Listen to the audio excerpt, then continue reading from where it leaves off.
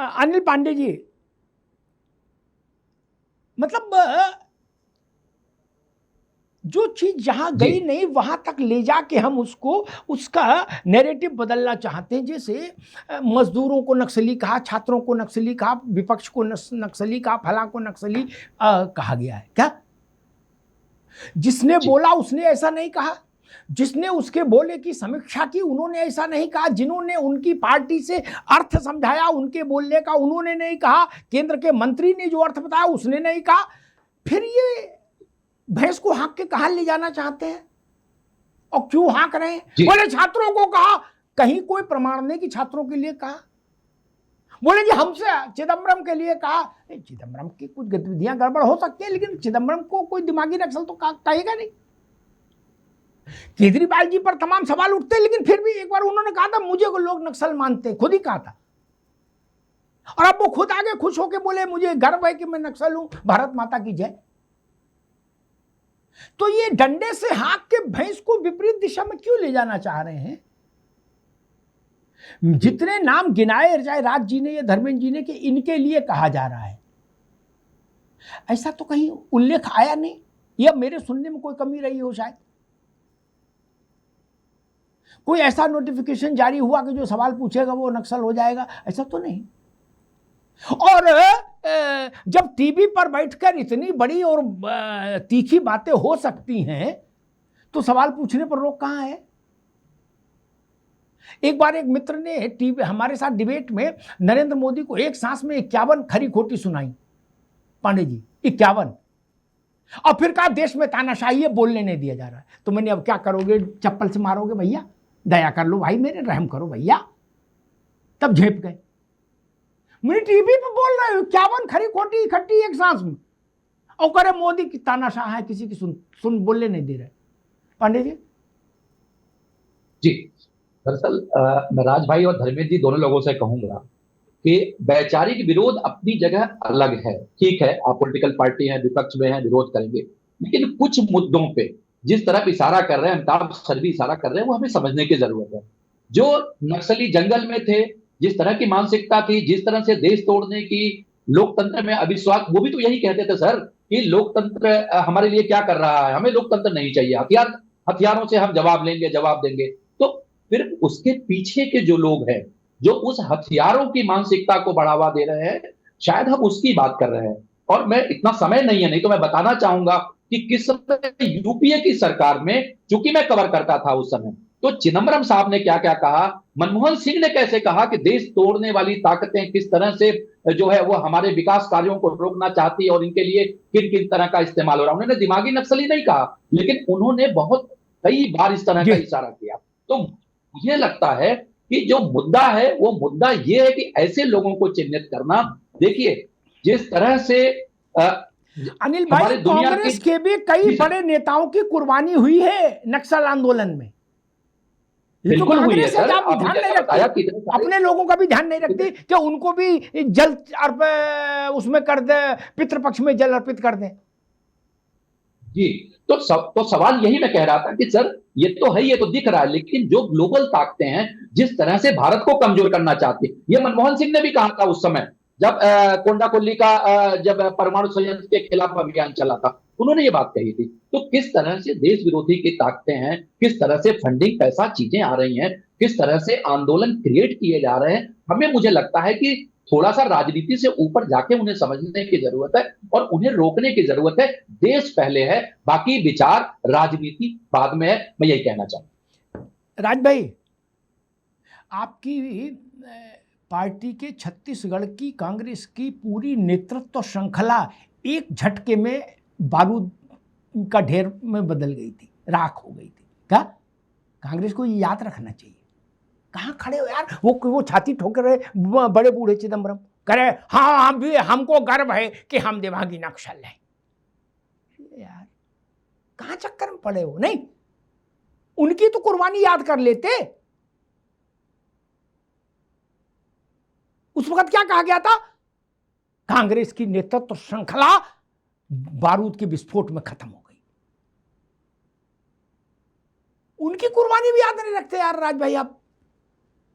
नहीं नहीं नहीं नहीं नहीं नहीं अच्छा, नहीं, वो मैं कुर्बानी एक नहीं दी थी, नतीजे ओके। पे पूछा हूँ। एक कहते हैं ना, जी जैसे तमाम गवाहों की जी सुनने के बाद तो तमाम ज्ञानी आदमी, देखिए यहाँ तो आदमी आता है आपके चैनल में और ज्ञान छोटा हो जाता है, उसका कद बड़ा हो जाता है, रहता इंच में बराबर है लेकिन कद बड़ा हो जाता है। मुझे अब महसूस जी हो रहा, और धर्मेंद्र भाई मैं पहुंचा हूं, हो सकता हूं गलत हूं, प्रधानमंत्री जी ने किसी को नहीं कहा, उन्होंने अपनी पार्टी के तथाकथित 30-32% लोगों को कहा, जिसमें एक अमित मालवीय भी थे, उनको कहा होगा दिमागी नक्सली। और अभी देखो, पानी पी पी के अमित भाई कोच रहे थे, पानी पी पी के। और अमित भाई नहीं, ये दिमागी अनंत नक्सल ना अमित तो है, ये है। अमित मालवी नहीं है ना, ये तो अनंत अमित है, वो मालवी का हाँ, मसला दूसरा कहाँ महाराज। इनको भी कहा है, अच्छा इनको भी। आप गलत फहमी के शिकार हो, मैं नहीं हूं दिमागी नक्सल, ना धर्मेंद्र भाई है, ना अमित दत्ता है, ना पांडे जी। आप समझो, और अगर ये मैं झूठ हूं तो जैसे मैंने कहा पत्रकार, मैं दद्दा, क्योंकि बड़े भाई हैं, तो दद्दा ने एक बात कह दी कि एक प्रेस जारी कर दे 2.5 लाइन की, 5 क्यों लिखनी है भाई, अरे सारा मजरा ही खत्म हो जाएगा। मगर दद्दा ये भी गांव की उस बुआ की तरह व्यवहार कर रहे, होने दो लड़ाई भाइयों में, होने दो लड़ाई भाइयों में, क्यों नहीं करते हो। लानत है, देश का अभिभावक ऐसे शब्द कहे कि उनकी पार्टी का प्रवक्ता बैठ के पानी पिए। इसका मतलब जब आप अपनी बात को कहते हो और बीच में पानी पीते हो, तो यानी आपकी आत्मा की आवाज मर चुकी होती है, राज भाई आपका ठीक है, किरदार ठीक है, मर ठीक चुका है। होता है। अरे कह रहा हूं, राज जिस भाई ठीक घाट है, में, अरे भाई जिस घाट में, आदमी जिस डिबेट में डिहाइड्रेट हो पानी, जाए उससे अच्छा तो पानी पीता रहे, वाह, ऐसा ना रोक टोक लगाओ यार मेरे, मतलब बस मैं एक बात कह रहा ऐसा हूं, तो स्कूल में भी डिबेट मास्टर में भी नहीं पानी रोकता था कि पीने पानी ना से पियो, पानी पीने की तो बेइज्जती झूठ है होती ही। हो, उस डिबेट में प्यासा मर जाना अच्छा है यार। पानी पी पी के कोच रहे हो, एक उधर आपके प्रधानमंत्री कादर खान की तरह बोलते हैं। हालांकि क्षमा चाहता हूं, मैं प्रधानमंत्री जी को कादर खान नहीं कहता, लेकिन जैसे कादर खान दो अर्थी बात कह देते थे पिक्चरों में, तो ये मत नहीं, करो ठीक ना। है, ठीक अभी है, दद्दा ने ठीक भी है, कह अबे दिया, राज भाई अभी अगर रुकना कोई होगा, सुने तो रुकना कह होगा, दो यार। रुकना होगा। राज भाई थोड़ा गड़बड़ा गए, उन्होंने कहा कादर खान दुअर्थी, कादर खान तीखी बात कहते थे, पंच लाइन बोलते थे, दुअर्थी बात दादा कोंडके करते थे, इसलिए उधर न चलो, वो रास्ता बहुत खराब है, उधर न जाना भैया, है वो फिर वैसे ही माहौल नहीं, खराब मुझे चल रहा कादर खान, मैं वो प्रधानमंत्री जी छोड़ो, हैं, हाँ मैं उधर नहीं, उनको किसी उधर के ठीक संग कंपेयर ठीक नहीं ठीक। करूंगा। हर व्यक्ति की भाषण की शैली है, और वो व्यक्ति सफल है जो देश की जनता को अपनी बात समझा पा रहा है। जवाहरलाल नेहरू सफल थे, इंदिरा गांधी सफल थी, वाजपेयी सफल थे, नरेंद्र मोदी सफल है 3 बार भाई, उनको सर्टिफिकेट चाहिए कि हमसे आपसे नहीं ना, वो भारत के लोगों को समझा बता पाते हैं कि वो क्या कह रहे हैं, और भारत के लोग समझ पा रहे हैं क्या कह रहे हैं, इसीलिए जीत के आता आदमी। इंदिरा गांधी कैसे जीत के आई, नेहरू कैसे जीतते रहे, इसीलिए जीतते रहे कि वो समझा पाते। अब हमको आपको भाषण अच्छा लगे नहीं लगे, अपने घर बैठो, उनका कपड़ा अच्छा लगे नहीं लगे मत देखो, आपको पगड़ी से चिढ़ लगे मत देखो, जिसको पगड़ी अच्छी लगे 2 बार देखो। वो जनता के लिए बोलता है कि लाल किले की प्राचीर से व्यक्ति, धर्मेंद्र जी, ठीक, बाकी किसी के लिए नहीं। और जनता को वो अपनी बात समझा पा रहे हैं, इसका प्रमाण मिल गया। और ये भी प्रमाण मिल गया साथ में कि कांग्रेस जनता को अपनी बात नहीं समझा पा रही, ये भी साथ में प्रमाण मिल गया। यूपी में सपा जनता को अपनी बात नहीं समझा पा रही, ये भी साथ में प्रमाणित हो रहा है। आप 17 भी हारे, आप 22 भी हारे, तो जो जीत रहा है उसको इतना तो माइलेज दो यार कि वो जनता को अपनी बात समझा पा रहा है। धर्मेंद्र जी, ये तो बड़ी ईमानदारी की बात है। जो हार रहा है इसका मतलब उसकी बात जनता को समझ नहीं आ रही, जनता उसकी बात को समझ से संतुष्ट नहीं है, उसके तर्क से। धर्मेंद्र जी, 24 में इस बात को आप मानते हैं ना, हमारी बात उत्तर प्रदेश की जनता समझ गई थी, वो भी नहीं मानते हैं। हाँ, ठीक है, 17 नहीं समझे, 19 नहीं समझी, 24 में हमको समझी, हाँ, और हो सकता है हमको समझी भी, और इनकी पोल भी खुल गई, तो इसीलिए तो उत्तर प्रदेश तैयार बैठा। हम उससे महत्वपूर्ण बात आ रहे हैं जिस मुद्दे पर आपने बहस किया था। देखिए, ये सवाल ये कौन तय करेगा कि इसकी ये जो दिमागी नक्सल है इसकी कानूनी परिभाषा क्या है, कौन तय करेगा कि ये दिमागी नक्सल है। देखिए, दोनों का घालमेल मत करिए। हम समाजवादी पार्टी किसी भी सशस्त्र विद्रोह के हिंसात्मक आंदोलन के, किसी नक्सलवाद आंदोलन के बिल्कुल पक्षधर नहीं। उसको खत्म होना चाहिए और डेमोक्रेसी में इसका कोई स्थान नहीं। उनको सपोर्ट करने वाला, जो साहित्य के माध्यम से किसी अन्य माध्यमों से सपोर्ट करता है, उनकर पर भी कानूनी आपराधिक कार्रवाई होती है और हुई भी है। तमाम लोग अरेस्ट हुए, गिरफ्तार हुए, उन पर अपना सरकारों की जिम्मेदारी। लेकिन प्रधानमंत्री जी जैसे पद पर बैठा हुआ व्यक्ति अगर अपने राजनीतिक विरोधियों को दिमागी नक्सल कहता है तो ये बड़ी गंभीर बात है। देखिए, हिंसा और विचार दोनों को अलग करके रखना होगा। डेमोक्रेसी में असहमति, सवाल पूछना, सरकारों से सवाल करना, वैचारिक रूप से उनसे तमाम चीजों पे जवाब मांगना, वादों पर हिसाब किताब मांगना, ये कभी नस्लवाद या क्राइम नहीं हो सकता। अमिताभ जी, इसको अगर दिमागी नस्लवाद कह रहे हैं तो आप ये चाह रहे हैं कि भविष्य में सवाल जो पूछे जाएंगे अपराध की श्रेणी में हो जाएंगे और लोकतंत्र खत्म हो जाएगा अगर ये प्रगति रही। और मैं एक उदाहरण दूं आपको, 2012 याद होगा, चुनी हुई सरकार को अगर आज के कंटेस्ट में देखें, अगर नरेंद्र मोदी जी उस समय होते, आडवाणी जी ने चुनी हुई सरकार को इलेजिमेट कह दिया था, आपको याद होगा। और उस इलेजिमेट शब्द को तो आप आज के संदर्भ में आडवाणी जी पे आप नस्लवाद का मुकदमा लगा देते। चुनी हुई सरकार को आपने इलेजिमेट कह दिया और इलेजिमेट कह करके कुछ लोग आंदोलन कर रहे हैं। तो इसका स्थान आप बने रहने दीजिए, इस तरह चीज नहीं कर सकते आप।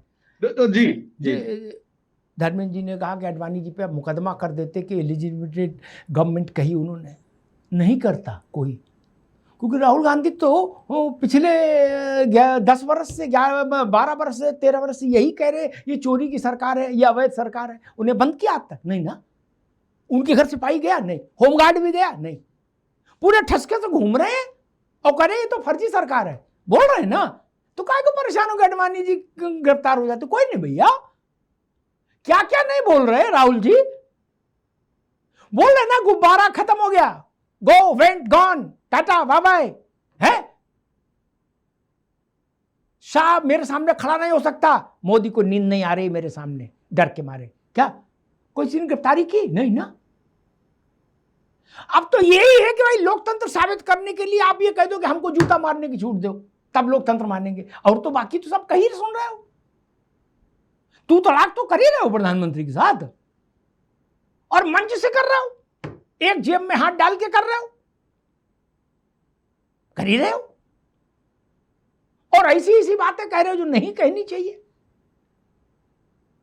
और जो लोग ये स्यापा करते हैं कि सवाल पूछने वालों को ऐसा सवाल, अव्वल तो किसी ने कहा नहीं सवाल पूछने वालों को नक्सली कहा जा रहा। जंतर मंतर पर सवाल को छोड़ो, सवाल की बड़ी अम्मा पूछी, बताई, बोली गई धुआंधार गालियां जो शब्दकोश में ना मिले, बनारस के शब्दकोश में भी, बनारस से ज्यादा बड़ा गालियों का शब्दकोश विश्व में कहीं नहीं होगा क्या? वहां भी गाली फेल हो गई, आपने वहां की भी गालियां फेल हो गई क्या? उनको तो गिरफ्तारी हुई नहीं। और क्या चाहते हो, मतलब इसके आगे और कितना लोकतंत्र चाहते हो ये तो बता दो। माका ढाका कर दिया मंच पर, क्या माइक पर।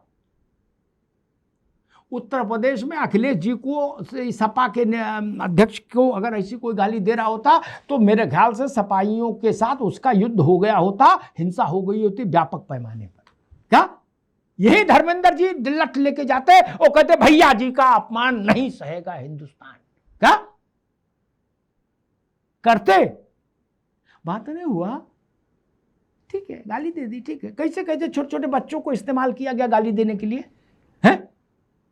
बाद में उनको बताया गया ये तो छुटके हैं, आए इन्हें छोड़ दो। तो छुटके को लाए काहे को थे गाली दिलवाने के लिए? ठीक है, फिर भी छोटे बड़े सब छूट गए। अब गाली के लिए अगर प्रिविलेज चाहते हो यार तब अलग बात है। अनंत अमित, प्रश्न वही है, ये विषय अभी उठाने का मंतव्य क्या था, ये थोड़ा मैं भी समझना चाहता हूं।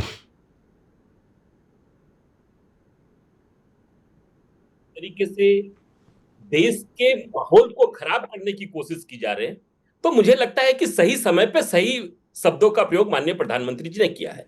इसी दिल्ली में भैया जी 2010 की आपने चर्चा करी, 2010 में अर्धसैनिक बल के 76 अर्धसैनिक बल छत्तीसगढ़ में मारे जाते हैं। उस दिन रात को इसी दिल्ली के एक बड़े यूनिवर्सिटी में रात को जश्न मनाया जाता है। 4 मार्च 2007 को जमशेदपुर का सांसद नक्सलियों के द्वारा मार दिया जाता है। और उसी 2007 में तमार का विधायक रमेश सिंह मुंडा की हत्या नक्सलियों के द्वारा कर दी जाती है और इस दिल्ली के में रात को जश्न मनाया जाता है। और अभी पांडे भैया कह रहे थे 2009 की चर्चा कर रहे थे, उस दोनों कांड में एक किशन दा एक नेता होता है नक्सलियों का, जो कि 2009 में कहता है कि 2030 में दिल्ली हमारा लक्ष्य है, दिल्ली की सत्ता पे बैठेगा यह नक्सली। लेकिन हमारी सरकार आती है और हम 31 मार्च 2026 तक लॉकअप बंद कर देते हैं पूरे देश से।